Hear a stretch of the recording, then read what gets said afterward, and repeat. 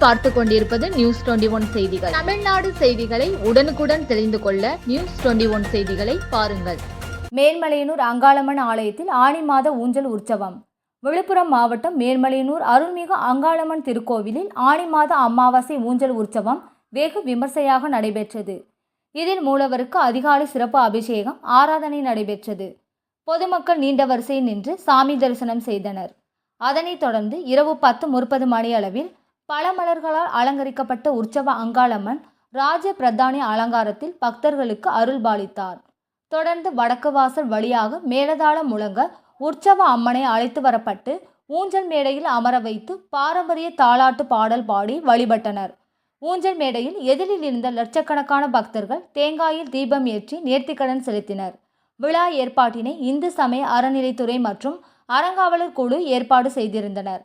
1000க்கும் மேற்பட்ட போலீசார் பாதுகாப்பு பணியில் ஈடுபட்டனர். நியூஸ் 21 செய்திகளுக்காக ஒளிப்பதிவாளர் ராஜாமணியுடன் செய்தியாளர் அருண் பிரகாஷ்.